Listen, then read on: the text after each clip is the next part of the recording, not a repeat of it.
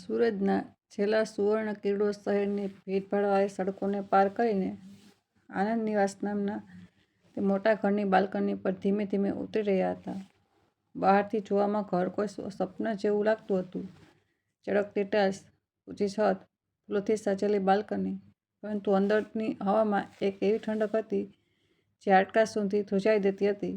આ ઠંડક પ્રેમની ઉણપથી નહીં, પણ દબાયેલી નફરત અને ન કહી શકાય તેવી પીડામાંથી જન્મી હતી. રસોડામાં ઉડતી પનીર પકોડાની સુગંધ એટલી ઘન અને લલચનારી હતી કે આખા ઘરના ખૂણાઓમાં ફેલાઈને દરેકને લલચાવી રહી હતી. સોનેરી કુરકુરા પકોડા, જેના ઉપર લાલ મરચું અને ધાણાની ચમક હતી, અંદરથી ગરમ ગરમ પનીરનો નરમ લાવા રહી રહ્યો હતો. એ સુગંધ એવી હતી જાણે કોઈ જૂની યાદ અચાનક જીવંત થઈ ઉઠી હોય. એ યાદ જેમાં માના હાથનો સ્પર્શ, દાદીનું હાસ્ય અને ઘરની રોનક બધું જ સામેલ હતું. પરંતુ આજે એ સુગંધ માત્ર દર્દને વધારે ઊંડું કરી રહી હતી. આરાધ્યા માત્ર 8 વર્ષની નાની બાળકી પોતાની નાની થાળીને સામે બેઠી હતી. તેની મોટી મોટી આંખો પકોડા પર ટકેલી હતી, પરંતુ તેમાં ભૂખ કરતાં વધુ એક ઊંડી ઉદાસી હતી. તેનું નાનકડું દિલ દાદી સરોજ માટે ધબકી રહ્યું હતું. દાદી જે ઘરના સૌથી ખૂણાના રૂમમાં એકલી પડી રહેતી હતી. એક એવો રૂમ જ્યાં દિવસમાં પણ અંધારું છવાયેલું રહેતું હતું, જ્યાં સૂરજનું કિરણો પણ કદાચ ડરીને પહોંચતા નહોતા. આરાધ્યાને યાદ આવ્યું કે સવારથી દાદીએ એક ઘૂંટડું પાણી પણ નહીં પીધું હોય. એમના નબળા હાડકાં, કરચલીઓથી ભરેલો ચહેરો અને તે ઝાંખી સ્મિત જે માત્ર પોતરીને જોઈને થોડી ચમકી ઉઠતી હતી. આ બધું આરાધ્યાના મનમાં વારંવાર ફરી રહ્યા હતા. તેણે હિંમત ભેગી કરી નાના નાના હાથોથી થાળી પકડીને માં પ્રિયા તરફ ફરી. પ્રિયા રસોડામાં ઊભી હતી, લાલ સાડીમાં સજેલી, વાળમાં ગજરો, ચહેરા પર જન્મદિવસની ચમક, પરંતુ તેની આંખોમાં એક એવી સખ્તાઈ હતી જે આરાધ્યાને હંમેશા ડરાવતી હતી. મમ્મી, આરાધ્યાનો અવાજ ધ્રુજી રહ્યો હતો. આ ખુશ્બુ કેટલી પ્યારી છે ને! શું હું બસ 2-4 પકોડા દાદીમાને આપી આવું? તેમણે સવારથી કંઈ નથી ખાધું. તેમનું પેટ કદાચ બહુ ભૂખ્યું હશે. આરાધ્યાના અવાજમાં એટલી માસૂમિયત હતી કે કોઈનું પણ દિલ પીગળી જાય. પરંતુ પ્રિયાનો ચહેરો પલભરમાં પથ્થર જેવો થઈ ગયો. તેનો હાથ જેમાં ગરમ કરછુલ હતું તે અટકી ગયો. પછી અચાનક જાણે કોઈ જૂનો જખ્મ ફરીથી ફાટી નીકળ્યો હોય. તેણે કરછુલને થાળી પર એટલા જોરથી પછાડ્યું કે ધાતુનો તીક્ષ્ણ અવાજ ઘરની દિવાલો સાથે ટકરાઈને પાછો ફર્યો. આરાધ્યાનું નાનું શરીર ડરી ગયું. કેટલી વાર સમજાવું તને? પ્રિયાનો અવાજ ગરજી ઉઠ્યો. આંખોમાં આગ. મારું માથું ખરાબ ન કર. મેં બધી મહેનત, આ બધો પરસેવો એ બુઢિયામાંથી નથી વહાવ્યો. મારી કમાણી, મારી મહેનત માત્ર બોજ ઉઠાવનારાઓ પર બરબાદ કરવા માટે નથી. શબ્દોમાં એટલી ઝેરી કડવાશ હતી કે આરાધ્યાની આંખો ભરાઈ આવી. એક આંસુ તેના ગાલ પરથી વહી ગયું. તે પાછળ હટી ગઈ. પ્રિયાનો ગુસ્સો હજી શાંત થયો નહોતો. તેણે આંગળી ઉઠાવી, અવાજ વધુ તેજ કરી દીધો. એક શબ્દ પણ ન બોલજે. હવે ચૂપચાપ બેસ અને ખા. અને જો તે ફરીથી એ અભાગીનો સાથ આપ્યો તો યાદ રાખજે, હું તને પણ એ જ ભેજવાળા રૂમમાં બંધ કરી દઈશ. ભૂખી તરસ તેની પાસે બેસી રહેજે. જોઈશ ત્યારે તારું શું હાલ થાય છે. આરાધ્યાનું દિલ જાણે કોઈએ મસલી નાખ્યું હોય. તે ધીમેથી પોતાની જગ્યાએ સંતાઈ ગઈ. તેણે થાળી તરફ જોયું. પકોડા હજી પણ ગરમ હતા, પરંતુ તેનો સ્વાદ કડવો થઈ ચૂક્યો હતો.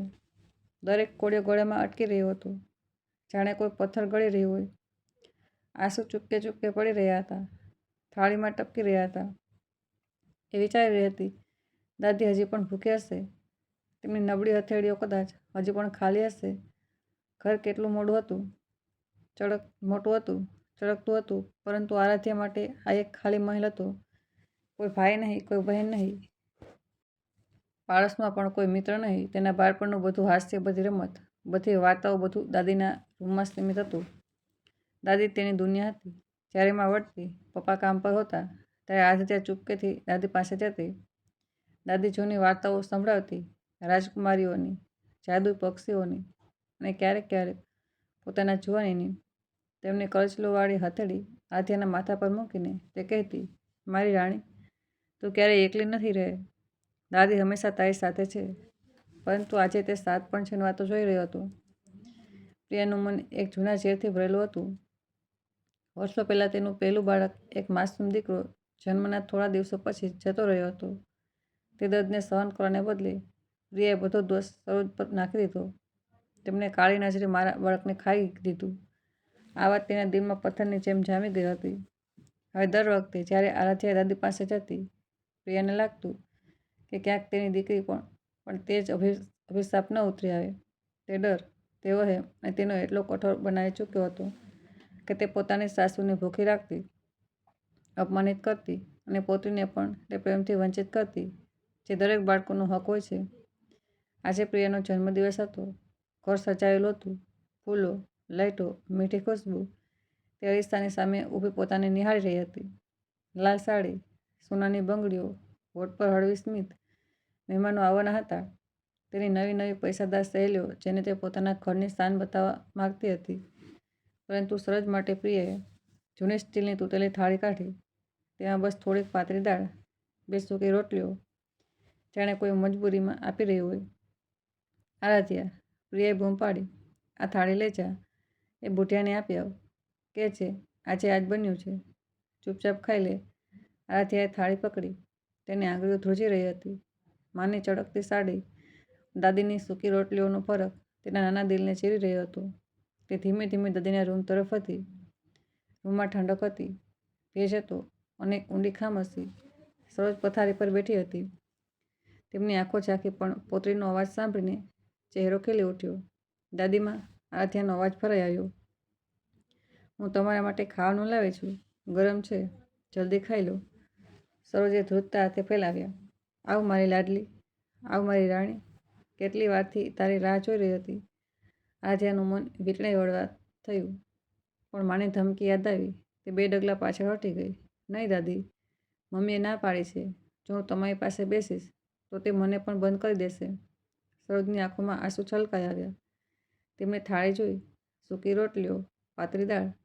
તેમની ભૂખ જાણે દર્દમાં બદલાઈ ગઈ. બેટા, પકોડાની ખુશ્બુ આવી રહી હતી ને? શું એક નાનો ટુકડો પણ નહીં? આરાધ્યાનું ગળું રૂંધાઈ ગયું. મમ્મીએ ના પાડી દીધી. તે કહી રહી હતી, મહેમાનો માટે છે, ઘરના બાકીના લોકો માટે નહીં. સરોજે એક લાંબી ઠંડી આહ નાખી. તેમની આંખો ભીની થઈ ગઈ, પરંતુ તેમણે પોતરીની સામે નબળાઈ ન બતાવી.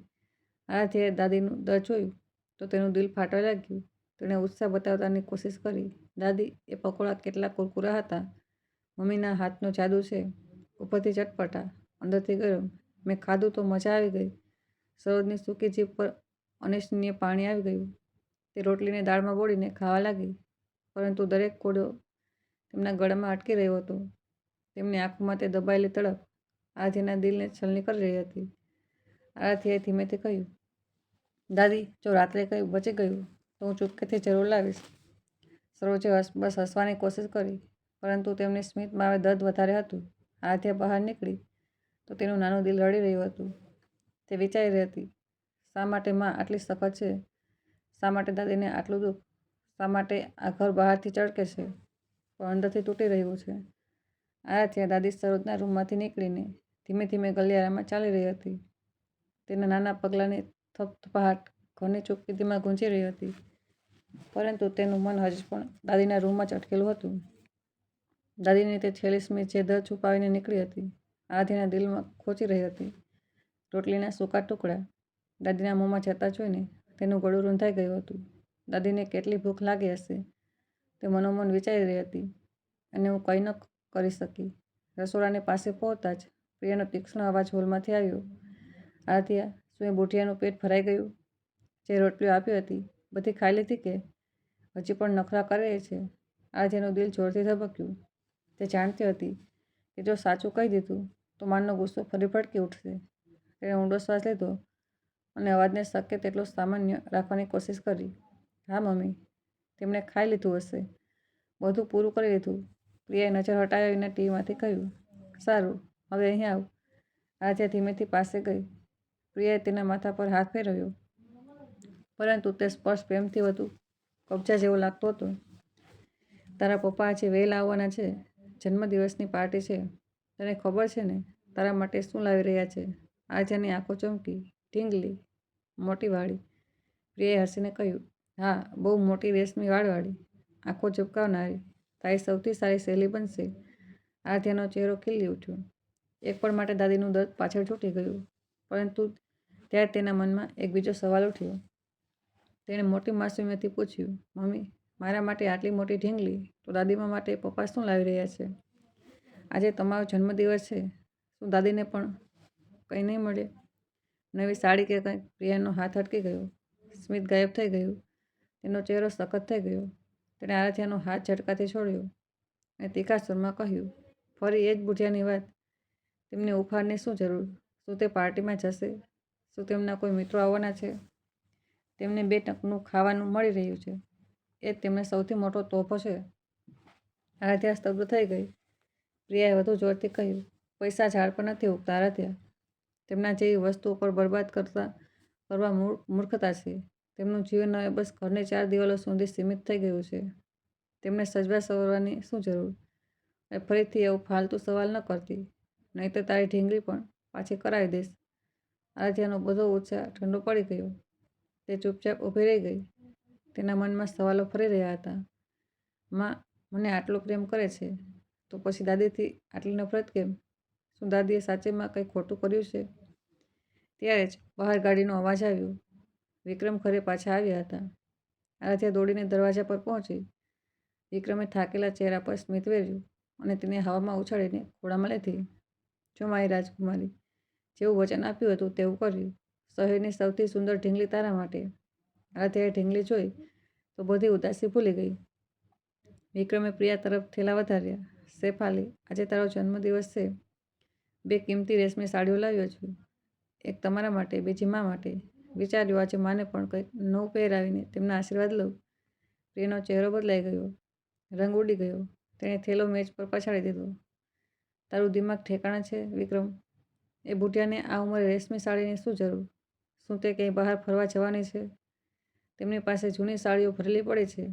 એ જ પૂરતી છે. વિક્રમ સ્તબ્ધ રહી ગયો. પ્રિયાનો ગુસ્સો વધતો ગયો.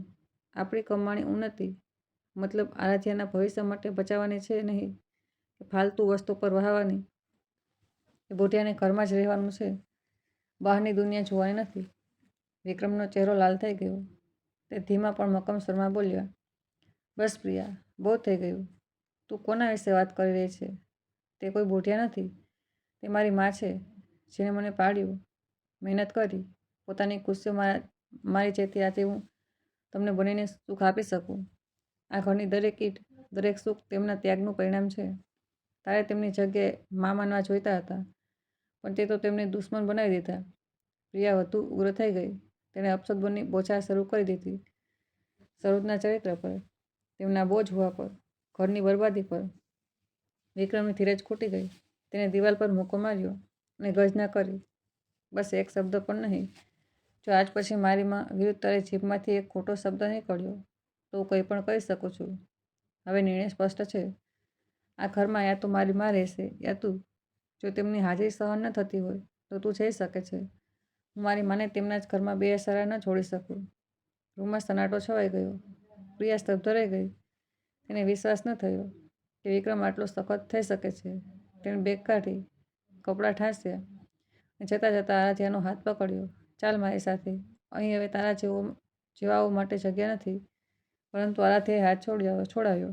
તેની આંખો ભીની હતી પણ અવાજ દ્રઢ, નહીં મમ્મી, હું દાદીમાની પાસે રહીશ.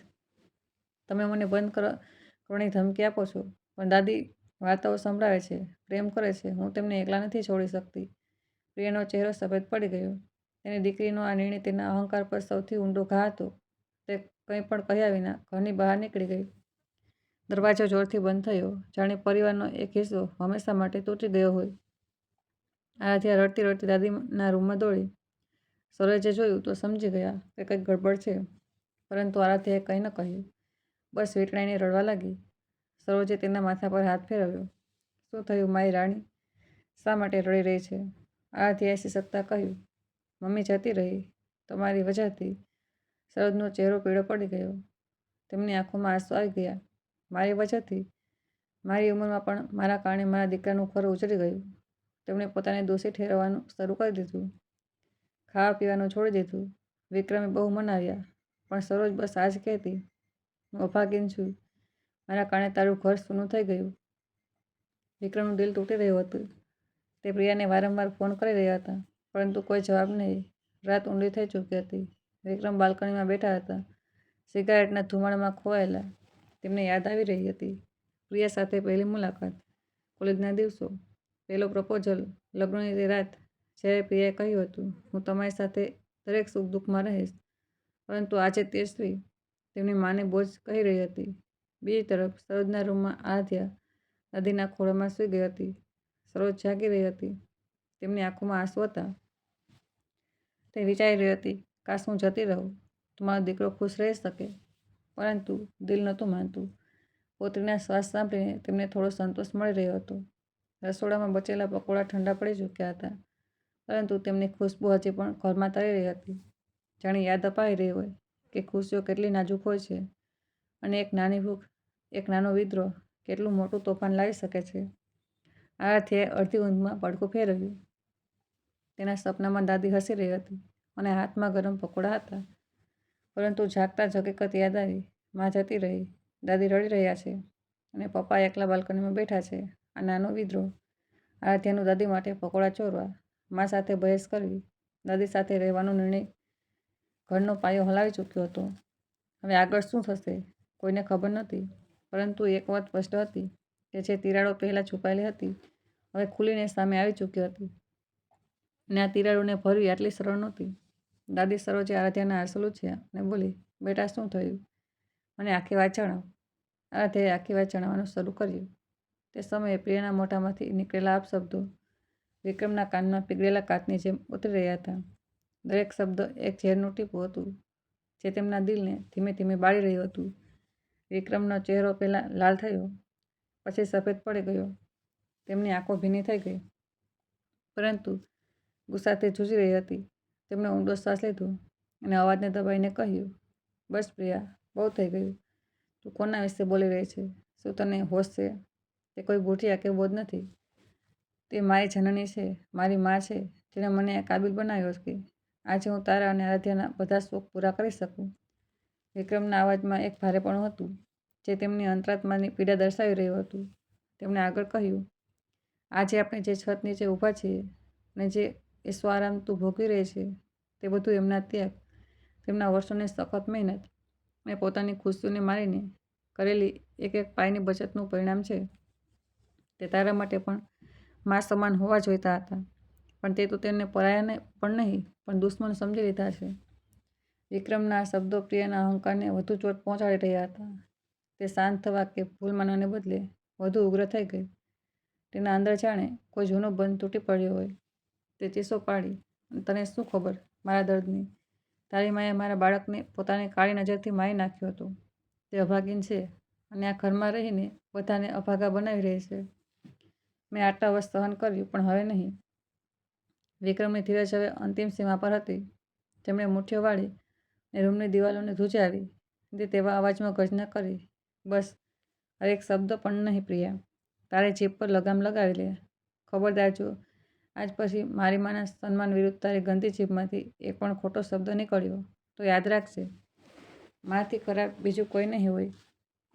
આજે તે સ્ત્રીનું અપમાન કર્યું છે જેણે મને જીવન આપ્યું છે અને હું આ હવે વધુ સહન નહીં કરું. વિક્રમની આંખોમાં તે દૃઢતા હતી જેને પ્રિયાએ પહેલાં ક્યારેય જોઈ નહોતી. તેમણે પ્રિયા તરફ એક ડગલું વધાર્યું અને પોતાનો અંતિમ નિર્ણય સંભળાવી દીધો. હવે આ ઘરમાં સમાધાનનો સમય પૂરો થઈ ચૂક્યો છે. મેં બહુ કોશિશ કરી કે તું બદલાઈ જાય, પણ તારી નફરતના મૂળ બહુ ઊંડા છે. હવે સીધી વાત છે, આ ઘરની ઉંબરાની અંદર યા તો મારી મા રહેશે યા તું. જો તને તેમની હાજરીથી આટલી તકલીફ છે તો તું આ જ વખતે આ ઘર છોડીને જવા માટે સ્વતંત્ર છે.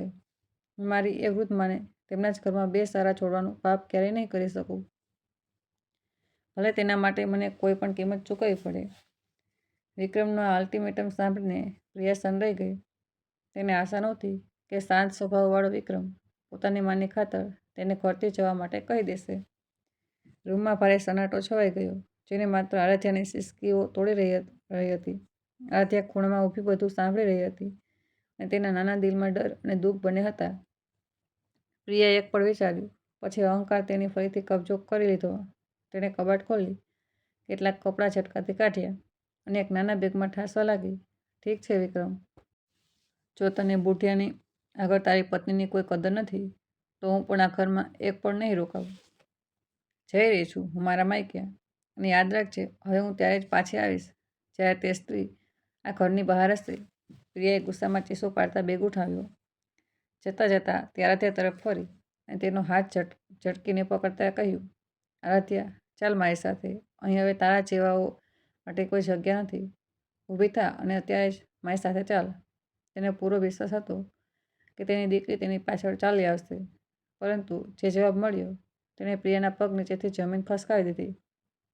આરાધ્યાએ પોતાનો હાથ માની પકડમાંથી ધીમેથી છોડાવ્યો અને રડતી આંખો હોવા છતાં રડતા તે કહ્યું, નહીં મમ્મી, હું તમારી સાથે નહીં જાઉં. મને દાદીમાને પાસે જ રહેવું છે. તમે તો મને હંમેશા રૂમમાં બંધ કરવાની ધમકી આપો છો, પણ દાદીમા મને વાર્તાઓ સંભળાવે છે અને મને બહુ પ્રેમ કરે છે. હું તેમને આ રીતે એકલા છોડીને ક્યાંય નથી જઈ શકતી. પોતાની દીકરીના મોઢામાંથી આ તિરસ્કાર સાંભળીને પ્રિયા સંતરાઈ ગઈ. તેની પોતાની સંતાને તેના અહંકારને બદલે દાદીની મમતાને પસંદ કરી હતી. અપમાન અને ગુસ્સાની આગમાં સળગતી પ્રિયાએ આરાધ્યાને એક છેલ્લી નફરતભરી નજરથી જોઈ અને પાછળ ફર્યા વિના પગ પછાડતી ઘરની ઉંબરો પાર કરી ગઈ. મુખ્ય દરવાજો એક જોરદાર અવાજ સાથે બંધ થયો, જે પ્રિયાના અહંકાર અને વિખરાતા પરિવારનું ગુંજ હતું. તે અંધારી રાતમાં એકલી નીકળી ગઈ, પાછળ છોડીને એક રડતી દીકરી અને એક તૂટેલું ઘર. આરાધ્યાએ રડતા રડતા પોતાની દાદીને આખી વાત જણાવી દીધી. સરોજજી આખી વાત સાંભળીને પોતાનું માથું પકડીને બેસી ગયા. અહીં વિક્રમ દિવાલના સહારે ઊભો હતા. તેમની આંખોમાંથી આંસુ વહી રહ્યા હતા. તે વારંવાર વિચારી રહ્યા હતા કે શું આ તે જ પ્રિયા છે જેને તેમણે પ્રેમ કર્યો હતો? શું આ તે સ્ત્રી છે જેણે 7 ફેરામાં વચન આપ્યું હતું કે હંમેશા સાથ નિભાવીશ? આવતા 2 દિવસ ઘરમાં એક અજીબ સન્નાટો છવાયેલો રહ્યો. સરોજનું મન આખી સચ્ચાઈ જાણીને કે તેમની વહુએ તેમના કારણે જ પોતાનું સુહાગનું ઘર છોડી દીધું, તેમનું વૃદ્ધ હૃદય જાણે બેસી ગયું. વિક્રમે તેમને બહુ સાંત્વના આપી, પણ સરોજના કાનમાં બસ પ્રિયાના છેલ્લા શબ્દો અને ઘરના તૂટવાની આટ ગુંજી રહી હતી. સરોજ, જેમણે આખી ઉંમર પરિવારને જોડવામાં વિતાવી હતી, આજે પોતાને જ વિનાશના અપરાધી બનવા લાગ્યા. તેમણે ભારે મનથી અન્નની થાળી દૂર સરકાવી દીધી અને પાણીનું એક ટીપું પણ પીવાનો ઇનકાર કરી દીધો. વિક્રમના વારંવાર આગ્રહ પર તે રડતા રડતા બસ આ જ કહેતી, બેટા, મારી ઉંમર તો હવે મુઠ્ઠીભર બચી છે, પણ તારી ગૃહસ્થી તો હજી પૂરી ખીલવાની બાકી હતી. મારા જેવા જૂના ઝાડને ખાતર તે તારી લહેરાતી બગીચાને કેમ ઉજાડી દીધી? હું જ અભાગીન છું કે આજે મારી વજહથી તારું ઘર સૂનું થઈ ગયું. આજે એક માની મહાનતા છે. પ્રિયાએ તેમને નફરત આપી, અપમાનિત કર્યા, ભૂખ્યા રાખ્યા, પરંતુ તેમના હૃદયમાં વહુ માટે રતિભર પણ મેલ નહોતો. તેમની મમતા એટલી વિશાળ હતી કે તે પ્રિયાના બધા દુર્વ્યવહારને ભૂલીને તેના ઘર પાછા ફરવાની દુઆઓ માંગવા લાગ્યા. તે ઢીલા પડીને પથારી પર પડ્યા, પોતાની ઝાંખી આંખોથી બસ દરવાજાને તાકી રહેતા, જાણે કહી રહ્યા હોય કે વહુ પાછી આવી જાય તો તે પોતે ક્યાંક દૂર ચાલ્યા જશે, જેથી પછી ક્યારેય કોઈ કલેશ ન થાય. તેમની બગડતી તબિયત અને અંજળનો ત્યાગ વિક્રમ અને આરાધ્યા માટે નવી ચિંતા બની ગયું હતું. ઘરની ખામોશી વિક્રમને કાપવા દોડી રહી હતી. તેમણે છેલ્લા 2 દિવસમાં અસંખ્ય વાર પ્રિયાનો નંબર લગાવ્યો હતો. દર વખતે ફોનની ઘંટડી વાગતી અને વિક્રમના દિલની ધડકન તેજ થઈ જતી કે કદાચ આ વખતે તે ફોન ઉઠાવશે, કદાચ તેની મમતા જાગી જશે, યા કદાચ તે પોતાની ભૂલ માની લેશે. પરંતુ દર વખતે બીજી તરફથી કોઈ જવાબ ન આવતો. પ્રિયાનો અહંકાર તેના વૈવાહિક દાયિત્વથી ક્યાંક મોટો સાબિત થઈ રહ્યો હતો. હાર માનીને વિક્રમ બાલ્કનીની ખુરશી પર ઢળી ગયો અને શૂન્યમાં તાકવા લાગ્યો. રાતનો સન્નાટો ઘેરો થઈ રહ્યો હતો અને વિક્રમના મનમાં યાદો અને સવાલોનો સૈલાબ ઉમટી રહ્યો હતો. તે વારંવાર બસ આ જ વિચારી રહ્યા હતા કે આખરે તે પ્રિયા જેને તેમણે પોતાના જીવન સાથે પસંદ કર્યો હતો, તે આટલી નિષ્ઠુર કેવી રીતે થઈ ગઈ? તેમને તે દિવસો યાદ આવ્યા જ્યારે તેમના લગ્ન થયા હતા.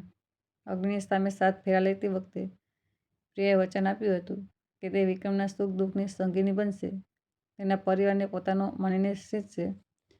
સાથ જીવવા અને સાથ મરવાના કસમ ખાનારી તે જ સ્ત્રી આજે એક વૃદ્ધ માના અસ્તિત્વને જ મિટાવી દેવા પર તૂટેલી હતી.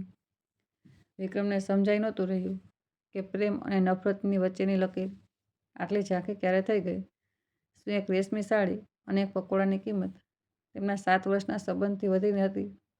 બાલ્કનીની ઠંડી હવાએ જાણે વિક્રમને વર્તમાનની કડવાશથી ખેંચીને સુવર્ણ ભૂતકાળના ગલિયારોમાં ધકેલી દીધા. આંખો મીચતા જ તેમના સામે કોલેજના તે સુંદર દિવસો કોઈ ફિલ્મની રીલની જેમ ફરવા લાગ્યા. તેમને યાદ આવ્યો તે દિવસ જ્યારે તેમણે પહેલી વાર પ્રિયાને જોઈ હતી. તે સમયે તે તેમના માટે માત્ર એક અજાણ્યો ચહેરો હતી, પરંતુ તે ચહેરામાં કંઈક તો એવું હતું જેણે વિક્રમની દુનિયા થામી દીધી હતી. તેનું તે માસૂમ અને ભોળું મુખડું, તે ચંચળ હરણી જેવી આંખો જે બોલ્યા વિના જ ઘણું બધું કહી જતી હતી, અને તેનો તે શાંત સ્વભાવ. પ્રિયા તે સમયે કોઈ વહેતી શીતળ નદી જેવી હતી જે બધાના દુઃખોને સમાઈ લેતી હતી અને બીજાની ખુશી માટે પોતાને સમર્પિત કરી દેતી હતી. વિક્રમના મનમાં તે દ્રશ્ય આજે પણ તાજું હતું, જ્યાં તેમણે ભીડની વચ્ચે સમાજના ડર અને લોકલાજની પરવા કર્યા વિના પોતાની ધડપણોનો અવાજ દીધો હતો અને પ્રિયાને પ્રપોઝ કર્યો હતો. પ્રિયા પણ તેમના આ બેબાક સાહસ અને નિષ્કપટ પ્રેમને જોઈને દંગ રહી ગઈ હતી અને પોતાની ઝૂકેલી પાપણો સાથે તેને મૌન સ્વીકૃતિ આપી દીધી હતી. તે દોર કરેલો કેટલો બેફિકર અને રૂહાની હતો.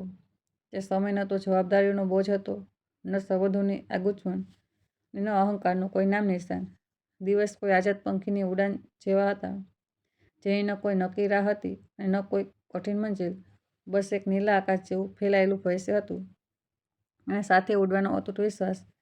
ત્યારે વિક્રમે ક્યારેક સપનામાં પણ નહોતું વિચાર્યું કે તે છોકરી જે ઘાયલ ચકલીને જોઈને રડી પડતી હતી, એક દિવસ એટલી પથ્થરદિલ થઈ ગઈ જશે કે પોતાની જ સાસુના ખાવા અને સન્માન પર સવાલ ઉઠાવવા લાગશે. ભૂતકાળની તે આઝાદ પ્રિયા અને આજની આ જીદી પ્રિયા, બંનેની વચ્ચે વિક્રમ પોતાને કંઈક ખોવાયેલા મહેસૂસ કરી રહ્યા હતા. વિક્રમની યાદોનો સિલસિલો તે બપોર પર જઈને ઠરી ગયો, જ્યારે તેમના પ્રેમ પર પહેલીવાર સંકટના વાદળો છવાઈ ગયા હતા.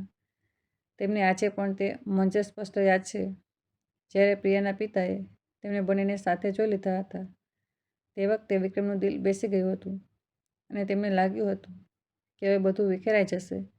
પરંતુ પ્રિયાના પિતાએ એક મહાન આદર્શ રજૂ કર્યો હતો. તેમણે પોતાની દીકરીની ખુશી અને તેની પસંદને પોતાની સામાજિક પ્રતિષ્ઠાથી ઉપર રાખી. તેમણે કોઈ વિરોધ વિના, મોટા અરમાનો સાથે તેમને બંનેનો હાથ એકબીજાને થમાવી દીધો હતો. તે વખતે એવું લાગ્યું હતું જાણે દુનિયાની બધી ખુશીઓ તેમની મુઠ્ઠીમાં સમાઈ ગઈ છે. પણ આજે તે જ ભૂતકાળની પડછાઈ વિક્રમને કચોટી રહી હતી. તે બાલ્કનીની રેલિંગને પકડીને પોતાને સવાલ કરી રહ્યા હતા કે જે સંબંધોનો પાયો આટલા ભરોસા અને ત્યાગ પર રાખવામાં આવ્યું હતું, તે આજે આટલો પોકળ કેવી રીતે થઈ ગયો. જે વિક્રમે ક્યારેક દુનિયાની સામે પોતાની મોહબ્બતનો ડંકો વગાડ્યો હતો, આજે તે પોતાને ખૂબ લાચાર અને ઠગાયેલા મહેસૂસ કરી રહ્યા હતા. તેમની સ્થિતિ બરાબર તે પક્ષી જેવી થઈ ગઈ હતી જે ક્યારેય ઊંચાઈઓમાં આઝાદીથી ઉડતું હતું, પરંતુ આજે કોઈ નિર્દય બહેલિયાના ઝેરી બાણોથી વિંધાઈને લોહીલુહાણ અવસ્થામાં જમીન પર પડ્યું હોય. પ્રિયાના કઠોર શબ્દો અને તેની નફરત જ તે બાણ હતા જેમણે વિક્રમના સ્વાભિમાન અને તેમનો પ્રેમને છલની કરી દીધો હતો.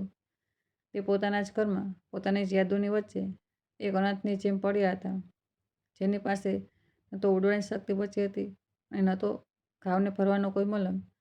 વિશ્વાસનું તે આકાશ હવે તેમનાથી છીનવાઈ ચૂક્યું હતું અને પાછળ રહી ગઈ હતી તો બસ એક અંતહીન તન્હાઈ. ત્યાં જ આરાધ્યાનો માસૂમ અવાજ આવ્યો, પપ્પા, જુઓ મમ્મીનો ફોન આવ્યો છે, તે તમારી સાથે વાત કરવા માગે છે. વિક્રમ હડબડાઈને ઉઠ્યા અને પોતાની ઝાંખી આંખોને લૂછતા આરાધ્યાના હાથમાંથી ફોન લઈ લીધો. સ્ક્રીન પર પ્રિયાનું નામ ચમકી રહ્યું હતું. ધ્રુજતા હાથોથી તેમણે ફોન કાનથી લગાવ્યો તો બીજી તરફથી પ્રિયાની તે જાણીતી ઓળખાણવાળી અવાજ આવી, પરંતુ તે અવાજમાં હવે પહેલાં જેવી મમતા નહીં, પણ એક અજીબ કડવાશ અને જીદ હતી. હેલો વિક્રમ, કેમ છો તમે? પ્રિયાએ ઔપચારિકતા નિભાવતા પૂછ્યું. વિક્રમે ગળું સાફ કરતા સંક્ષિપ્ત જવાબ આપ્યો, હું ઠીક છું પ્રિયા, તું કેવી છે? હા, હું પણ ઠીક છું વિક્રમ. હું મારી દીકરી વિના એક પળ પણ નથી રહી શકતી. મને આરાધ્યા જોઈએ. પ્લીઝ મારી દીકરી મને આપી દો. વિક્રમની આંખોમાંથી આંસુ છલકાઈ પડ્યા. તેમણે ભરાયેલા અવાજમાં ગુહાર લગાવી, પાછી આવ પ્રિયા. પોતાના આ ઘરની વીરાનગીને જો. અહીં કોઈ ક્યારથી તારી રાહ જોઈ રહ્યું છે. આરાધ્યા પોતાની મા માટે તડપી રહી છે અને આપણને બધાને તારી જરૂર છે. પાછી આવ. બધું ભૂલીને ફરીથી શરૂઆત કરીએ. પરંતુ પ્રિયાનું હૃદય હવે પાષાણ થઈ ચૂક્યું હતું. તેણે બે ટૂંક શબ્દોમાં પોતાનો નિર્ણય સંભળાવી દીધો. નહીં વિક્રમ, હવે આ શક્ય નથી. મારો સ્વાભિમાન મને ઇજાજત નથી આપતું. જ્યાં સુધી તમારી માં તે ઘરની ઉંબરાની અંદર રહેશે, હું તે ઘર તરફ પગ પણ નહીં વધારું. હવે નિર્ણય તારા હાથમાં છે. તને આજ જોઈએ કે તારો વીતેલો કાલ? તને માં જોઈએ કે તારી પત્ની? હું કાલે સવારે આરાધ્યાને લેવા આવી રહી છું. તું તેની માય સાથે મોકલીશ ને? વિક્રમ પાસે હવે કોઈ તર્ક નહોતો બચ્યો. તે બુરી રીતે તૂટી ચૂક્યા હતા. તેમણે લાંબી આ ભરી અને રૂંધાયેલા ગળાથી કહ્યું, હા, લઈ જજે તેને. જો તે પોતાની ખુશીથી તારી સાથે જવા માગે તો તેને જરૂર લઈ જજે. આખરે તે તારી પણ દીકરી છે. કદાચ મા પાસે તે માથી વધુ ખુશ રહે. આ કહેતા કહેતા વિક્રમના શબ્દો તેમના ગળામાં જ ઘૂંટાઈને રહી ગયા. તે પોતાની જિંદગીના સૌથી મોટો ચોક પર ઊભા હતા. એક તરફ તે મા હતી જેમણે તેમને જન્મ આપ્યો અને પાળી પોસ્યા, અને બીજી તરફ તે જીવન સંગીની હતી જેની સાથે તેમણે ભવિષ્યના સપના ગૂંથ્યા હતા. વિક્રમને લાગી રહ્યું હતું કે તેમની જિંદગીનો સૂરજ હંમેશા માટે ડૂબવાનો છે, જેના પછી સદીઓ સુધી કોઈ ઉજાસ નજર નહીં આવે. તેમને પસંદગી કરવાની હતી કે ભૂતકાળની જે તેમના મૂળ હતા એ તે ભવિષ્યની જે તેમની શાખ હતી. તે માનસિક રૂપે એટલા વિખેરાઈ ચૂક્યા હતા કે હવે તેમને દરેક રસ્તો તાબાઈ તરફ જતો દેખાઈ રહ્યો હતો. વિક્રમ પોતાની હથેળીઓમાં મોં છુપાવીને બેઠા હતા, પણ તેમની બંધ આંખો સામે બે એકદમ વિપરીત તસવીરો નાચી રહી હતી. એક તરફ તે ચહેરો હતો જેને સમયની બેરહમારે અસંખ્ય કરચલીઓ ઉકેલી દીધી હોય. તેમની વૃદ્ધમાં તેમની તે ઝાંખી આંખોમાં પોતાના દીકરા માટે એક અધૂરી આશા અને ઊંડું દર્દ છુપાયેલું હતું. તે મૂળ હતી જેમણે વિક્રમને ઊભા કર્યા હતા, અને બીજી તરફ તેમની પત્ની પ્રિયા, જેની સાથે તેમનું ભવિષ્ય જોડાયેલું હતું, અને તેમની નાની આરાધ્યા, જે તેમના કાળજાનો ટુકડો હતી. વિક્રમની અંદર એક ભયંકર યુદ્ધ ચાલી રહ્યું હતું. તે પોતાને સવાલ કરી રહ્યા હતા, આખરે તે કરતા પણ તો શું? એક તરફ ફરજ હતી તો બીજી તરફ મોહ. તેમને ન પોતાની માનો સાથ છોડવો મંજૂર હતો અને ન પોતાની પત્નીથી અલગ થવું. તેમને તે દિવસો યાદ આવ્યા જ્યારે તેમનું ઘર ખુશીઓની મહેકથી ભરેલું રહેતું હતું. ત્યારે જિંદગીમાં દુઃખ શબ્દની કોઈ જગ્યા નહોતી. દર સવારે એક નવી સ્મિત સાથે થતી હતી. પણ આજે ન જાણે કોની કાળી નજર લાગી ગઈ કે તેમનો તે હસતો રમતો આશયનો, જેને તેમને મોટા અરમાનોથી સજાવ્યો હતો, આજે નખથી પણ બદતર થઈ ચૂક્યો હતો. તે પોતાને એક એવી હોડી પર સવાર મહેસૂસ કરી રહ્યા હતા જેના બે સુકાન તેમને અલગ અલગ દિશાઓમાં ખેંચી રહ્યા હતા. માનો સાથ છોડવો તેમની આત્માની હત્યા કરવા જેવો હતો, અને પ્રિયાને ગુમાવવું પોતાના ભવિષ્યને અપંગ બનાવી દેવું હતું. તે પોતાની કિસ્મતે કોસી રહ્યા હતા કે ઈશ્વર તેમને આવા મોડ પર લાવીને કેમ ઊભા કરી દીધા, જ્યાં દરેક રસ્તો તેમને લોહી લુહાણ કરવાવાળો હતો. રાતની ખામોશીમાં તેમની સિસકીઓ અને ભારે શ્વાસો તેમની રૂમની ગૂંજ બની ગઈ હતી. તેમને લાગી રહ્યું હતું જાણે તેમના સપનાઓની ચિંતા તે જ ઘરના આંગણામાં સળગી રહી હોય. વિક્રમની અંદર ભાવનાઓનો સેલબ પોતાની ચરમસીમા પર હતો. તે અચાનક એક ઉન્માદની સ્થિતિમાં ઉઠ્યા અને લથડતા પગલાંથી પોતાની માના રૂમ તરફ વધ્યા. રૂમના દરવાજા પર પહોંચતા જ તેમણે જોયું કે મા અંધારામાં એક કોમળ જ્યોતિની જેમ બેઠી તેમની રાહ જોઈ રહી હતી. આ પહેલાં કે વિક્રમ પોતાનું ભારે મન અને ભીનો શબ્દો તેમની સામે રાખી શકત, માની મમતામય અને ધ્રુજતી અવાજ ગુંજી. શું થયું મારા લાલ? આટલી રાત્રે આ રીતે વ્યાકુળ કેમ? ક્યાંક પ્રિયાનો ફોન તો નહોતો? શું મારી વહુ પોતાની ભૂલોને ભૂલીને પાછી ફરી રહી છે? શું મારું ઉજળી ગયેલું ઘર ફરીથી વસી જશે? માની આંખોમાં એક એવી માસૂમ આશા હતી જેને જોઈ વિક્રમનું કાળજું મોંમાં આવી ગયું. તેમણે દિવાલનો સહારો લીધો અને પોતાની સિસકીઓને દબાવતા બોલ્યો, હા માં, પ્રિયા આવી રહી છે. કાલે સવારે જ આવી રહી છે. પણ તે ઘર વસાવવા માટે નહીં આવી રહી. વિક્રમના અવાજમાં એક ઊંડો સોનાપન હતો. તેમણે પોતાની માની આંખોમાં ઝાંકતા તે કડવી સચ્ચાઈ ઓળખી દીધી જેને તે અત્યાર સુધી છુપાવી રહ્યો હતો. માં, તે હંમેશા માટે અમારાથી નાતો તોડવા આવી રહી છે. તે પોતાની જીદ અને પોતાના અહંકારની ખાતર આ ઘરને પરાયું કરવા આવી રહી છે, અને તો વળી માં, તે પોતાની મમતાનો વાસ્તો આપીને આરાધ્યાને પણ અમારાથી છીનવીને પોતાની સાથે લઈ જવાની છે. તેણે સાફ કહી દીધું છે કે જ્યાં તમે રહેશો ત્યાં તે એક પણ નહીં રોકાશે. આ કહેતા વિક્રમ માના પગમાં પડી ગયો અને ધ્રુસકે ધ્રુસકે રડવા લાગ્યો. માનો તે ચહેરો જે થોડીવાર પહેલાં આશાથી ચમકી રહ્યો હતો, હવે પથ્થરની જેમ સફેદ પડી ગયો. તેમની પાસે શબ્દો નહોતા, બસ એક ઊંડી ખામોશી હતી જે તેમની રૂમની દિવાલોને ચીરી રહી હતી. વિક્રમે સિસકતા પ્રિયા સાથે થયેલી એક એક કડવી વાત માની સામે રાખી દીધી. તેને જણાવી દીધું કે કેવી રીતે પ્રિયાએ સંબંધોની મર્યાદાને તાક પર રાખીને માયા પત્નીમાંથી એકને પસંદ કરવાની શરત રાખી છે.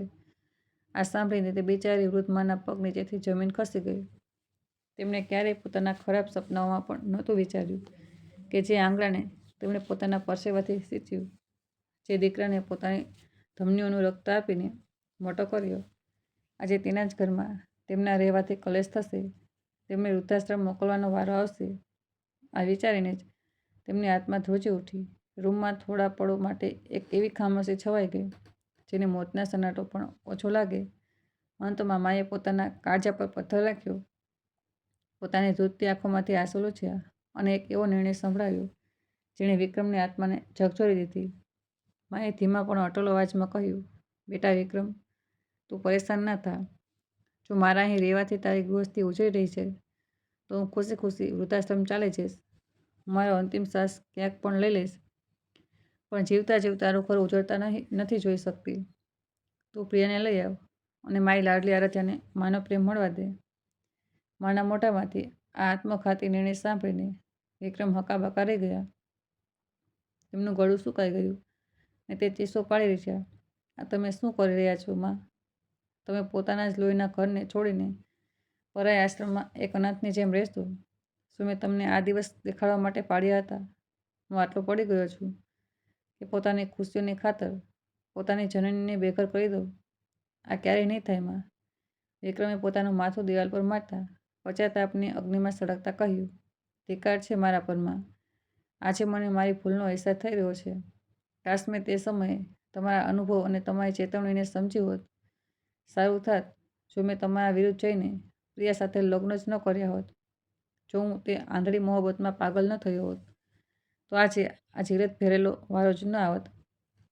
મારી એક ભૂલે આજે તમને દર દર ભટકવા પર મજબૂર કરી દીધા છે. વિક્રમની આંખોમાંથી વહેતા આંસુ તેમના ઊંડા પશ્ચાતાપની ગવાહી આપી રહ્યા હતા. વિક્રમના આક્રોશ અને પશ્ચાતાપને સાંભળીને માએ પોતાના ધ્રુજતા હાથ તેના માથા પર રાખ્યો. તેમની આંખોમાં વિક્રમ પ્રત્યે રતિભર પણ ફરિયાદ નહોતી, પણ એક અસીમ શાંતિ હતી.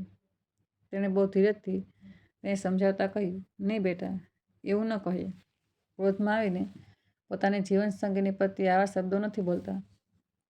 પ્રિયા તારી ધર્મપત્ની છે, તારા ભવિષ્યનો પાયો છે અને તારા બાળકની માં છે. જે સંબંધ 7 ફેરા અને અગ્નિની પવિત્રતાથી બંધાયા હોય તેને આટલી સરળતાથી ઠુકરાવવામાં નથી આવતો. તેને જે સાચું લાગ્યું તેણે તે કહ્યું, પણ તું પોતાની મર્યાદા ન છોડ. માએ એક લાંબો અને ઠંડો શ્વાસ લીધો અને બારીમાંથી બહાર અંધારા આકાશ તરફ જોતા પોતાના અવાજને થોડો સ્થિર કર્યો. રહી વાત મારી તો બેટા, મારો સૂરજ તો હવે ઢળવાની કગાર પર છે. મારી દેહ હવે જર્જર થઈ ચૂકી છે અને મારી પાસે હવે જીવનના અમુક જ પાના બાકી બચ્યા છે.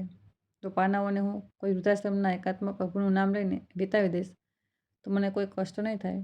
પરંતુ બેટા, તારી તો હજી આખી જિંદગી બાકી છે. તારી સામે એક લાંબો સફર છે. આ જેનું ભવિષ્ય છે અને એક આખું સંસાર વસાવવાનું છે. વિક્રમ પોતાની માના પગથી વીંટળાઈને ધ્રુસકે ધ્રુસકે રડવા લાગ્યા.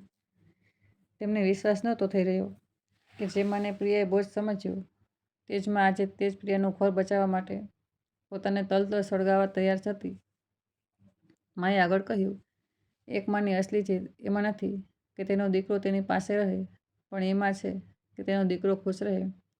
જો મારી વિદાયથી આ ઘરમાં ખુશીઓ પાછી ફરે છે તો આ મારું સૌભાગ્ય હશે. તો બસ કાલે પ્રિયાને પ્રેમથી ગળે લગાવી લેજે અને આરાધ્યને તેના આંચલની છાવ આપજે.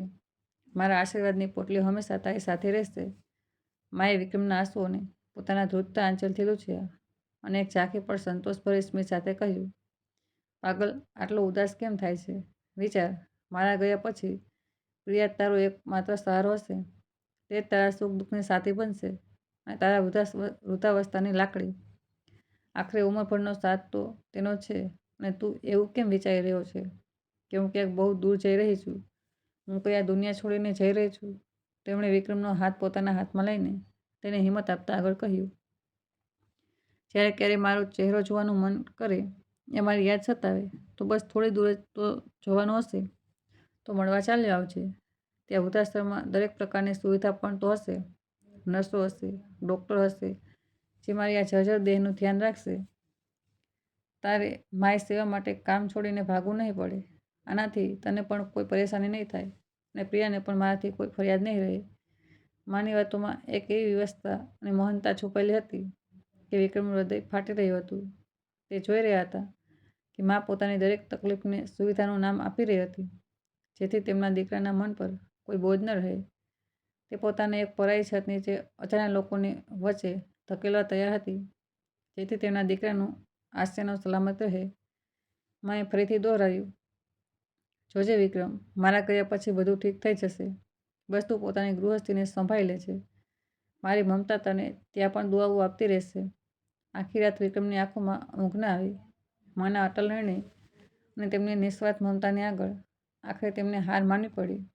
માએ તેમને વારંવાર પોતાની ખુશી અને આરાધ્યાના ભવિષ્યના કસમ આપ્યા, જેથી વિક્રમ પાસે ઝૂકવા સિવાય કોઈ રસ્તો ન બચ્યો. ભારે મન અને ધ્રુજતા હાથોથી તેમણે પોતાની જનનીને તેમના જ ઘરથી વિદાય કરવાની તૈયારી શરૂ કરી. પરંતુ આ નિર્ણયની સાથે તેનું દિલ અંદર જ અંદર મરી રહ્યું હતું, કારણ કે તે જાણતા હતા કે માના ચાલ્યા જવાથી ઘરની આત્મા ચાલી જશે અને જે બચશે તે માત્ર એક પોકળ મહેલ હશે, જેમાં સુખ સુવિધાઓ તો હશે, પરંતુ પ્રેમની ગરમાહટ નહીં હોય. આ તોફાન હવે ઘરનો પાયો હલાવી ચૂક્યો હતો અને આગળનો રસ્તો વધુ અંધારું દેખાઈ રહ્યો હતો. પરંતુ વિક્રમના મનમાં એક નાની આશા હજી પણ બાકી હતી કે કદાચ પ્રિયા પાછી આવી જાય અને બધું ઠીક થઈ જાય. પણ હકીકત કંઈક બીજું જ કહી રહી હતી કે આ ઘર હવે પહેલાં જેવું ક્યારેય નહીં રહે. આખી રાત તે બંને ચૂપચાપ બેઠા રહ્યા. ક્યારેક ક્યારેક સરોજ આરાધ્યાના માથા પર હાથ ફેરવતી, ક્યારેક વિક્રમનો હાથ થામી લેતી, જાણે છેલ્લી વાર બધું મહેસૂસ કરી રહી હોય. સવાર થઈ. સૂરજનું પહેલું કિરણ રૂમમાં આવ્યું, પણ ઘરમાં કોઈ રોશની નહોતી. વિક્રમે માનો જૂનો સંદૂક કાઢ્યો, જેમાં તેમની કેટલીક જૂની સાડીઓ, કેટલીક તસવીરો અને યાદોના કેટલાક ટુકડા હતા. જેમ જેમ તે સામાન પેક કરી રહ્યા હતા, તેમને લાગી રહ્યું હતું જાણે તે ઘરનો પાયો ઉખાડી રહ્યા હોય. દરેક કપડું ઉઠાવતી વખતે એક યાદ આવતી, દરેક તસવીર જોતી વખતે આંસુ છલકાઈ આવતા. સરોજ ખામોશ ઊભી હતી. તે પોતાના આંગણાને નિહાળી રહી હતી, જ્યાં તેમણે પોતાની આખી જુવાની ખપાવી દીધી હતી, જ્યાં વિક્રમને ખોળામાં ઉઠાવીને રમતી હતી, જ્યાં આરાધ્યાનું પહેલું હાસ્ય ગુંજ્યું હતું. તેમનો ચહેરો શાંત હતો, પરંતુ આંખોમાં એક ઊંડું દર્દ હતું.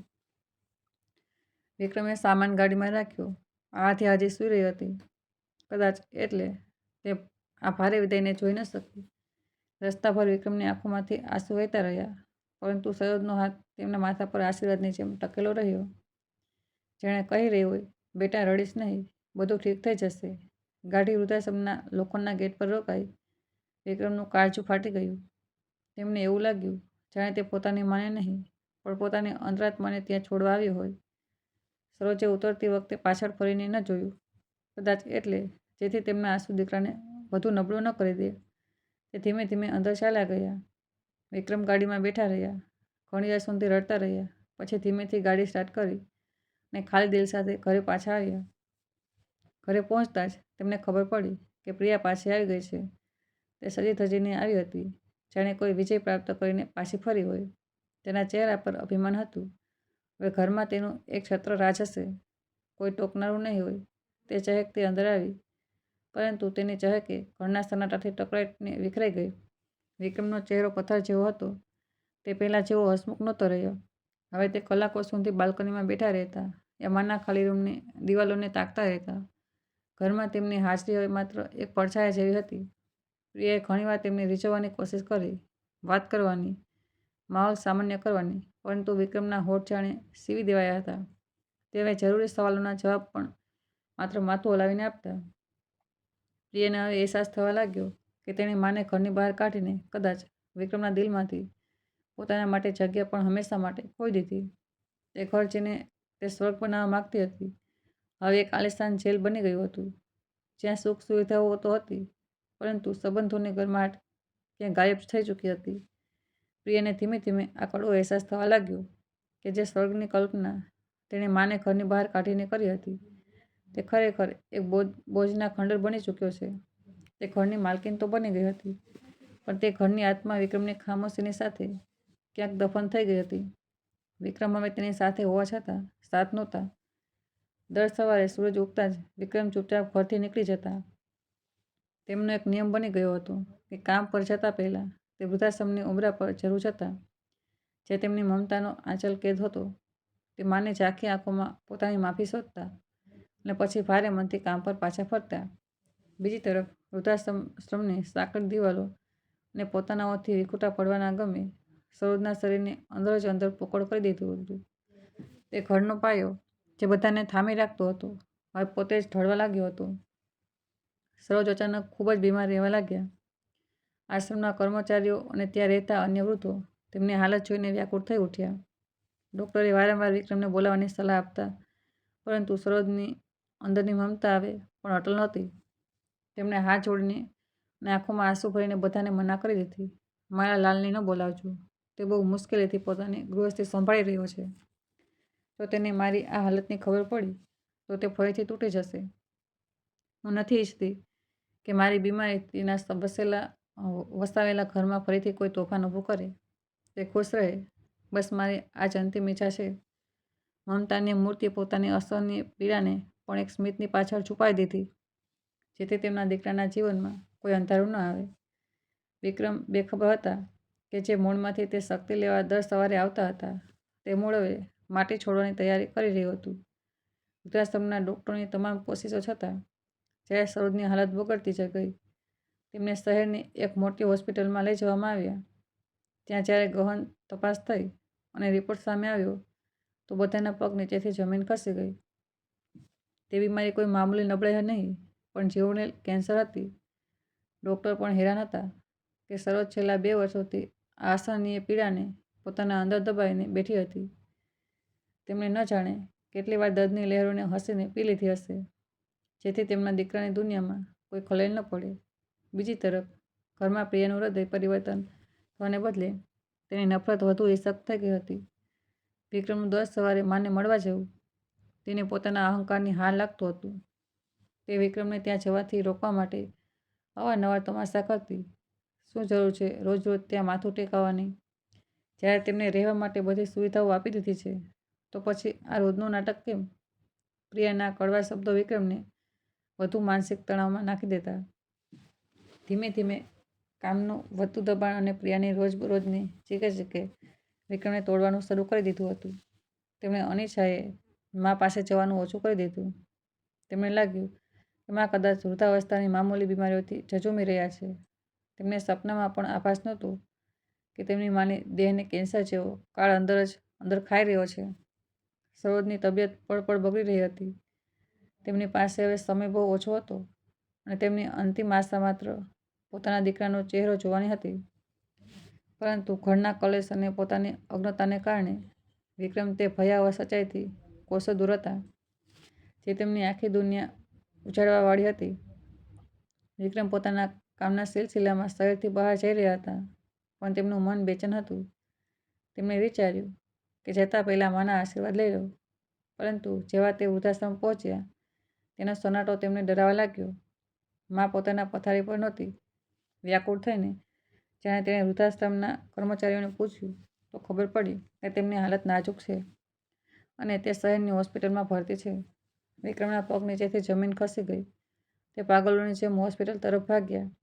જ્યારે તે વોર્ડમાં પહોંચ્યા તો સામેનું દ્રશ્ય જોઈને તેમની ચીસ નીકળી ગઈ. તેમની મમતામયી માં, જે ક્યારેક ઘરની રોનક હતી, આજે સફેદ ચાદરોની વચ્ચે નળી અને મશીનોના સહારે બેજાન પડી હતી. દવાઓના ભારે નશા અને અસહનીય દર્દને કારણે તેમની આંખો તો ખુલી હતી, પણ તે પોતાના લાડલા વિક્રમને ઓળખી પણ નહોતી રહી. ત્યારે ડૉક્ટરે વિક્રમને કેબિનમાં બોલાવ્યા અને તે ખોફનાક સચ્ચાઈ ઉજાગર કરી, જેણે વિક્રમની આત્માને કપાવી દીધી. મિસ્ટર વિક્રમ, તમારી માને અંતિમ ચરણનું કેન્સર છે. તે છેલ્લા 2 વર્ષોથી તેને સહન કરી રહ્યા છે. અફસોસ કે હવે આપણી પાસે સમય બહુ ઓછો બચ્યો છે. ડૉક્ટરનો અવાજ વિક્રમના કાનમાં કોઈ ધમાકા જેવો ગુંજ્યો. ડૉક્ટરે આગળ કહ્યું, આ એક એવી જટિલ બીમારી છે જેનો પૂર્ણ ઇલાજ માત્ર કેટલાક વિકસિત દેશોમાં જ શક્ય છે. ને તેના માટે કરોડો રૂપિયાની જરૂરિયાત છે. પણ તમારી માની વર્તમાન સ્થિતિને જોતા હવે ઈલાજથી વધુ તેમને પોતાના હોવાની જરૂર છે. ડૉક્ટરે વિક્રમના ખંભા પર હાથ મૂકતા એક એવી સલાહ આપી જે વિક્રમ માટે કોઈ પશ્ચાતાપથી ઓછી નહોતી. જો તમે ઈચ્છો છો કે તેમની જિંદગીના છેલ્લા કેટલાક દિવસો શાંતિથી વીતે તો તેમને આજે જ પોતાના ઘરે લઈ જાઓ. સત તો એ છે કે પોતાના ઘર અને પોતાનાઓથી દૂર થવાના ગમે તેમની બીમારીનું વધુ વધારી દીધી છે. તમારી દેખરેખ અને ઘરની આબોહવા જ તેમની આ મુશ્કેલ રાહને થોડી સરળ બનાવી શકે છે. કાલ સાંજ સુધી અમે તેમને ડિસ્ચાર્જ કરી દઈશું. તમે તેમને લઈ જઈ શકો છો. વિક્રમ ભારે પગલાંથી હોસ્પિટલથી બહાર નીકળ્યા. તેમનું મન વિચારોનું વાવાઝોડું હતું. તેમને અહેસાસ થયો કે જે પ્રિયાની જીદને આગળ ઝૂકીને તેમણે માને બેઘર કર્યા હતા તે જ ઘરને માના શ્વાસોની સૌથી વધુ જરૂર છે. તેમણે નિર્ણય કરી લીધો હતો કે હવે ભલે દુનિયા આડી અવળી થઈ જાય તે પોતાની માને તેમના પોતાના ઘરે પાછા લઈને આવશે. પણ શું પ્રિયા મળતી માને સ્વીકાર કરશે? આજ ઉડેદ બૂનમાં તે ઘર તરફ ચાલ્યા. વિક્રમ જ્યારે ઘરે પહોંચ્યા તો તેમનું મન ભારે હતું અને હાથ ધ્રુજી રહ્યા હતા. તેમણે જોયું કે પ્રિયા કિચનમાં રાતનું ભોજન બનાવી રહી છે. વાસણો ટકરાવાના અવાજો આવી રહ્યા હતા જે ઘરની કૃત્રિમ સામાન્યતા દર્શાવી રહ્યા હતા. પ્રિયાએ પાછળ ફરીને જોયું અને રૂખા સ્વરમાં પૂછ્યું, આવી ગયા તમે? ઠીક તો છો? વિક્રમે એક લાંબો અને દર્દભર્યા શ્વાસ લીધો અને બોલ્યા, નહીં પ્રિયા, હું બિલકુલ ઠીક નથી. આજે હું માને મળીને આવ્યો છું અને જે સચ મને ખબર પડ્યો છે તેણે મને અંદરથી તોડી દીધો છે. માને કેન્સર છે. પ્રિયા અને ડૉક્ટરે કહ્યું છે કે તે હવે અંતિમ અવસ્થામાં છે. તેની પાસે હવે માત્ર 1-2 દિવસ. પ્રિયાના હાથ પલભર માટે થંભી ગયા પણ તે ચૂપ રહી. વિક્રમે આગળ વધીને લગભગ ગીડગીડતા કહ્યું, ડૉક્ટરનું કહેવું છે કે જો અમે તેમને પોતાના ઘરે લઈ આવીએ તો તેમના છેલ્લો પળો થોડા સરળ થઈ જશે. પ્રિયા, હું તને હાથ જોડું છું. જો તું ખરાબ ન માને તો શું અમે તેમને આ છેલ્લી વાર ઘરે લઈ આવીએ? બસ આ એકવાર મારી વાત માની લે. તેના બદલે તું જે કહીશ હું તે જ કરીશ. ક્યારેય તારી કોઈ વાતને નહીં ટાળું. પ્લીઝ પ્રિયા, એક મળતી માને તેના ઘરની છત નસીબ થવા દે. વિક્રમને લાગ્યું હતું કે પ્રિયા ફરીથી કોઈ મોટો હોબાળો ઊભો કરશે. પરંતુ જ્યારે એક ચમત્કાર થયો. પ્રિયાએ વિક્રમની આંખોમાં છુપાયેલી અથાગ પીડાને જોઈ અને કદાચ આરાધ્યાના ભવિષ્ય યા પોતાના અંદર બચેલી થોડીક માનવતાને કારણે તેનો સ્વર નરમ પડી ગયો. તે ધીમા અવાજમાં બોલી, ઠીક છે વિક્રમ, જો તમે આજ ઈચ્છો છો તો લઈ આવો તેમને. પણ યાદ રાખજો, આના પછી તમે મારી ક્યારેય કોઈ વાત નહીં ટાળશો. વિક્રમના કાનોને પોતાની જ પત્નીની અવાજ પર વિશ્વાસ નહોતો થઈ ચૂક્યો.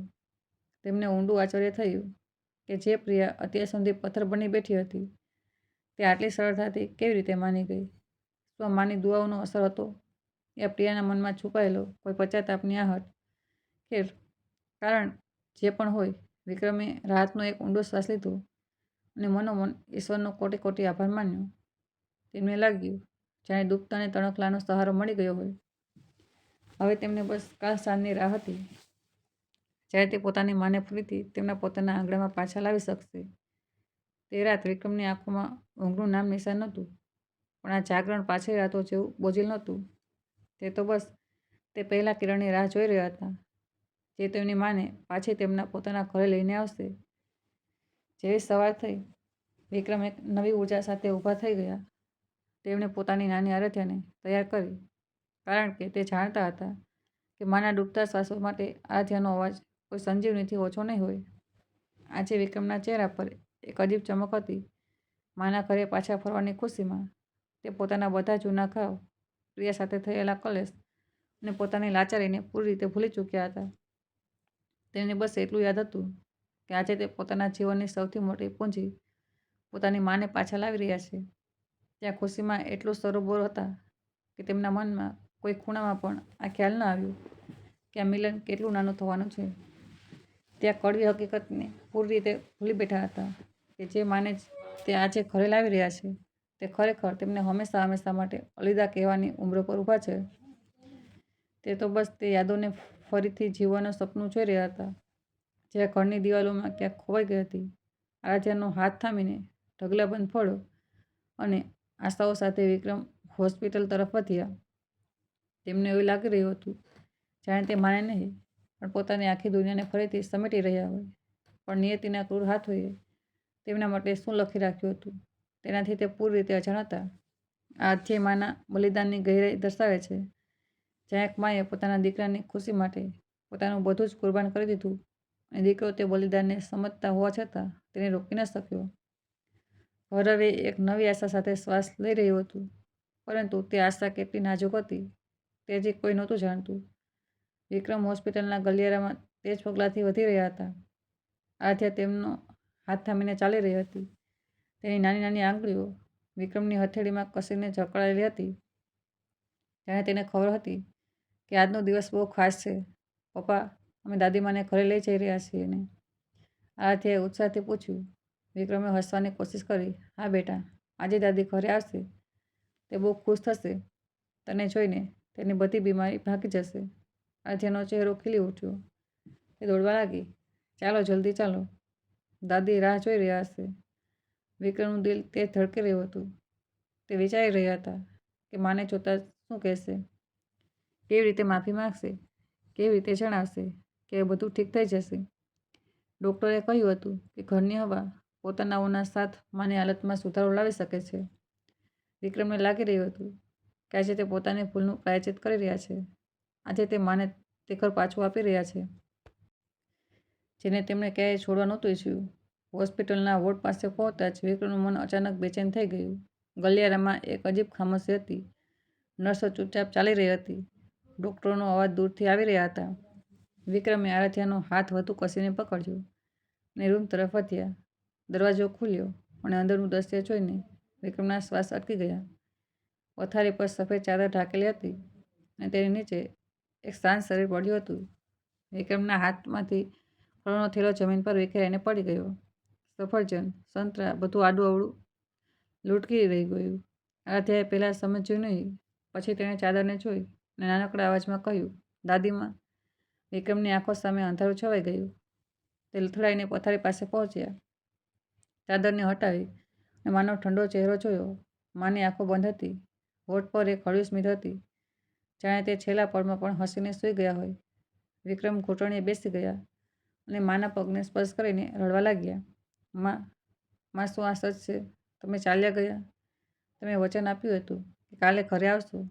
તમે કહ્યું હતું કે બધું ઠીક થઈ જશે. વિક્રમનો અવાજ ધ્રુસકે ધ્રુસકે નીકળી રહ્યો હતો. આરાધ્યા પથારી પાસે ઊભી હતી. તેની આંખો મોટી મોટી થઈ ગઈ. તે ધીમે ધીમે માના હાથને હલાવી રહી હતી. દાદીમા, ઉઠો ને. અમે તમને ઘરે લઈ જઈ રહ્યા છીએ. ઉઠો ને દાદી. આરાધ્યાના અવાજમાં ડર હતો. તે સમજી નહોતી રહી કે દાદી કેમ નથી ઉઠી રહ્યા, કેમ તેમની આંખો નથી ખુલી રહી. ત્યારે જ ડૉક્ટર રૂમમાં આવ્યા. તેમણે વિક્રમના ખભા પર હાથ મૂક્યો. મિસ્ટર વિક્રમ, અમને ખૂબ ખેદ છે. કાલ રાતે અચાનક તેમની હાલત બગડી ગઈ. તે જ ખાંસીનો હુમલો આવ્યો અને ખાંસીની સાથે ભારે રક્તસ્રાવ થવા લાગ્યો. કેન્સર તેમના ફેફસા સુધી ફેલાઈ ચૂક્યું હતું. અમે કંઈ કરી શકીએ તે પહેલાં જ તેમના શ્વાસ ઉકળી ગયા. તેમણે છેલ્લી વખતે પણ બસ તમારું અને આરાધ્યાનું નામ લીધું હતું. વિક્રમનું શરીર ધ્રુજી રહ્યું હતું. તે માના પગથી વીંટળાઈને રડી રહ્યા હતા. માં, તમે મને જણાવ્યું કેમ નહીં? તમે 2 વર્ષથી આ દર્દ સહન કર્યું અને મને કંઈ ન કહ્યું. તમે હસીને બધું સહન કરી લીધું જેથી હું તૂટી ન જાઉં. તમે મારા માટે આટલું કર્યું અને મેં તમને ઘરથી કાઢી મૂક્યા. મેં તમને એકલા છોડી દીધા. મેં તમારી છેલ્લી ઈચ્છા પણ પૂરી ન કરી. વિક્રમની સિસકીઓ રૂમમાં ગુંજી રહી હતી. આરાધ્યા હવે રડી રહી હતી. તે દાદીના હાથને પકડીને ઊભી હતી. દાદીમા, તમે ઉઠો ને. તમે કહ્યું હતું કે મારી સાથે રમશો. તમે કહ્યું હતું કે મારા માટે વાર્તાઓ સંભળાવશો. ઉઠો ને દાદી, ડૉક્ટરે ધીમેથી કહ્યું. તે હવે નહીં ઉઠે બેટી. તે ચાલ્યા ગયા છે. આરાધ્યાએ ડૉક્ટર તરફ જોયું. નહીં, દાદી સૂઈ રહ્યા છે. તે થાકી ગયા છે બસ. આરાધ્યા રડતા રડતા દાદીના છાતીથી વીંટળાઈ ગઈ. દાદી, તમે સૂઈ ન જાઓ. હું તમારા માટે પકોડા લાવીશ. ગરમ ગરમ પકોડા. તમે ખાઓ ને. વિક્રમે આરાધ્યાને ખોળામાં ઉઠાવી. પરંતુ તેમની પોતાની આંખોમાંથી આંસુ નહોતા અટકી રહ્યા. તે માના માથા પર હાથ ફેરવી રહ્યા હતા. માં, તમે કહ્યું હતું કે વૃદ્ધાશ્રમમાં સુવિધાઓ છે, નર્સો છે, ડૉક્ટર છે. તમે કહ્યું હતું કે મારી ચિંતા નહીં કરવી પડે. પરંતુ તમે આ ન કહ્યું કે તમે આટલી જલ્દી ચાલ્યા જશો. તમે આ ન કહ્યું કે હું તમને છેલ્લી વાર ઘરે નહીં લાવી શકું. વિક્રમનું મન અપરાધ બોધથી ભરાઈ ગયું. તે વિચારી રહ્યા હતા કે જો તેમણે પ્રિયાની જીદની આગળ ન ઝૂક્યા હોત, જો તેમણે માને ઘરથી ન કાઢ્યા હોત, જો તેમણે પહેલાં જ માની બીમારીનો ખબર લગાવી દીધો હોત તો કદાચ આજે આ દિવસ ના આવત. ડૉક્ટરે કહ્યું કે માએ બહુ દર્દ સહન કર્યું હતું, પરંતુ ક્યારેય ફરિયાદ ન કરી. તે દર વખતે હસીને કહેતા હતા કે મારો દીકરો ખુશ રહે, બસ આજ પૂરતું છે. વિક્રમને લાગી રહ્યું હતું કે તેમની જિંદગીનો સૌથી મોટો પાપ આજ હતો કે તેમણે માને પોતાનામાંથી દૂર કર્યા હતા. તે રડતા રડતા માના પગને સ્પર્શ કરી રહ્યા હતા. માં, મને માફ કરી દો. મેં તમને બહુ દુઃખ આપ્યું. મેં તમારી ઇજ્જત ન રાખી. મેં તમારી વાત ન માની. માં, તમે ઉઠો અને મને વઢો. મને કહો કે હું ખોટો હતો. મને સજા આપો, પણ ઉઠો ને. વિક્રમનો અવાજ ગળામાં અટકી રહ્યો હતો. આરાધ્યા ચૂપચાપ રડી રહી હતી. તેણે દાદીનો હાથ પોતાના ગાલ પર રાખ્યો અને કહ્યું, દાદી, તમે ઠંડી કેમ થઈ ગયા છો? તમારી હથેળી પહેલાં ગરમ હતી ને? આરાધ્યાની માસુમિયત જોઈને નર્સોની આંખો પણ ભીની થઈ ગઈ. એક નર્સે આરાધ્યાના માથા પર હાથ ફેરવ્યા. બેટા, તારા દાદી હવે બહુ દૂર ચાલ્યા ગયા છે, પરંતુ તે હંમેશા તારી સાથે છે, તારા દિલમાં. વિક્રમે આરાધ્યાને ખોળામાં ઉઠાવી અને રડતા કહ્યું, હા બેટા, દાદી હવે આપણા દિલમાં રહેશે. તે આપણને જોઈ રહ્યા હશે, તે આપણને આશીર્વાદ આપી રહ્યા છે. પરંતુ વિક્રમનું દિલ તૂટી ચૂક્યું હતું. તેમને લાગી રહ્યું હતું કે માની સાથે તેમની જિંદગીની બધી ખુશીઓ પણ ચાલી ગઈ છે. હોસ્પિટલથી નીકળતી વખતે વિક્રમની આંખો સૂજી થઈ ગઈ હતી. આરાધ્યા ચૂપચાપ તેની સાથે ચાલી રહી હતી. તે વારંવાર પાછળ ફરીને વોર્ડ તરફ જોઈ રહી હતી, જાણે આશા હોય કે દાદી હજી પણ ઉઠીને આવશે. ઘરે પહોંચતા જ વિક્રમે માની તસવીરને જોઈ અને ફરી રડી પડ્યા. ઘર હવે પહેલાંથી વધુ ખાલી લાગી રહ્યું હતું. માના રૂમની ખામોશી હવે વધુ ઘેરી થઈ ગઈ હતી. પ્રિયા કિચનમાં હતી, પરંતુ તે પણ ચૂપ હતી. તેને ખબર પડી ચૂકી હતી કે મા નથી રહ્યા. પ્રિયાના મનમાં એક અજીબ ખાલીપણું હતું. તે વિચારી રહી હતી કે શું તેની જીદે બધું બરબાદ કરી દીધું? શું તેની નફરતે એક માને મારી નાખ્યા? પ્રિયાએ વિક્રમથી કંઈ ન કહ્યું, બસ ચૂપચાપ ભોજન બનાવવા લાગી. પરંતુ તેના હાથ રૂજી રહ્યા હતા. રાત થઈ, આરાધ્યા સૂઈ નહોતી રહી. તે વારંવાર દાદીના રૂમ તરફ જોતી અને રડતી. વિક્રમ તેને ખોળામાં લઈને બેઠા હતા. બેટા, દાદી હવે સ્વર્ગમાં છે. તે આપણને જોઈ રહ્યા છે. તે આપણને દુઆઓ આપી રહ્યા છે. આરાધ્યાએ સિસકતા કહ્યું, પપ્પા, દાદીએ કહ્યું હતું તે ક્યારેય નહીં જાય. તેમણે વચન આપ્યું હતું. વિક્રમનું દિલ ફરી તૂટી ગયું. હા બેટા, તેમણે વચન આપ્યું હતું, પરંતુ ક્યારેક ક્યારેક વચનો પૂરા નથી થતા. દાદીએ આપણને બહુ પ્રેમ કર્યો હતો. હવે આપણે તેમને યાદ કરીને ખુશ રહીશું.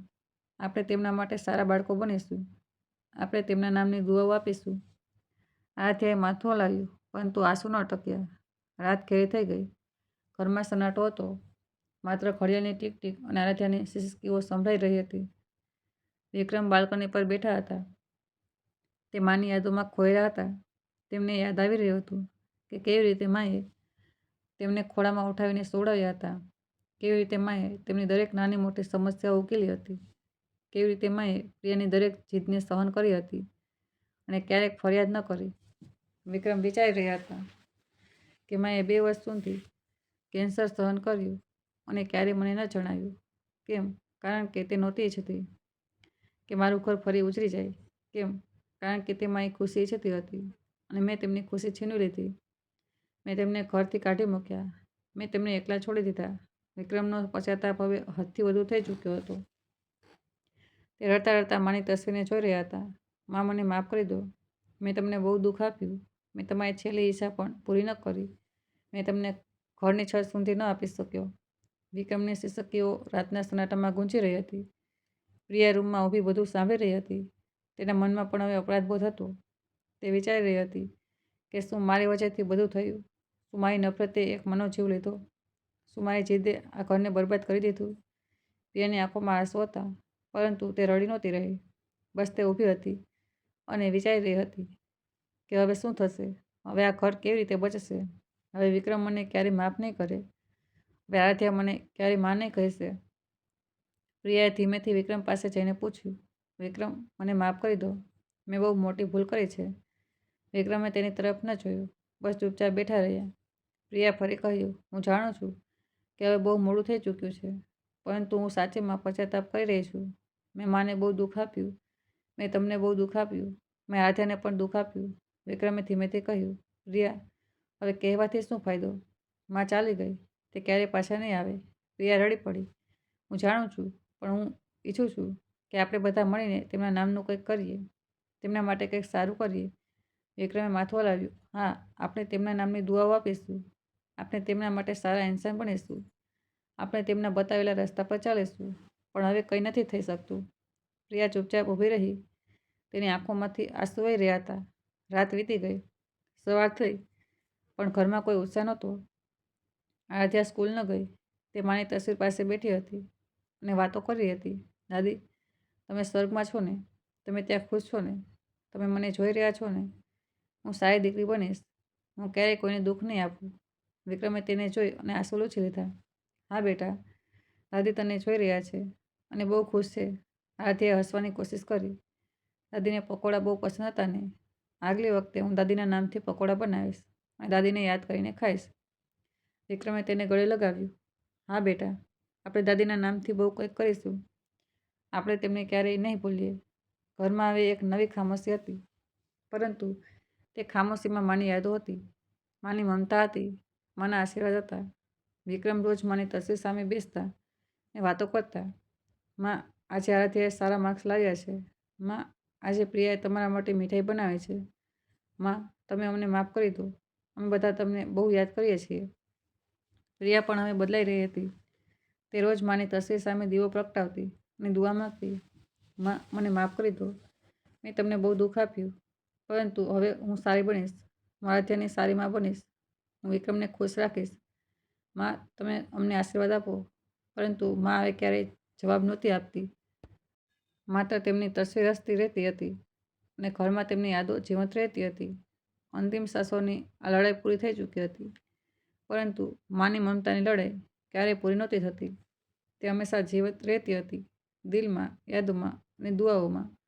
આ ઘર હવે પહેલાં જેવું નહોતું, પરંતુ માની યાદોથી ભરેલું હતું અને કદાચ આજ માની છેલ્લી જીત હતી કે તેમની યાદો ઘરને જોડી રાખશે હંમેશા. દોસ્તો, આજની આ કહાની તમે બધા લોકોને કેવી લાગી? નીચે કોમેન્ટ બોક્સમાં લખીને અમને જરૂર જણાવો. જો આ કહાની તમે બધા લોકોને સારી લાગે તો પ્લીઝ આ વિડીયોને લાઈક અને શેર જરૂર કરો અને મારી ચેનલને સબસ્ક્રાઈબ કરવાનું ન ભૂલો. તો મળીએ એક નવી કહાની સાથે. ત્યાં સુધી ખૂબ ખૂબ આભાર. હર હર મહાદેવ.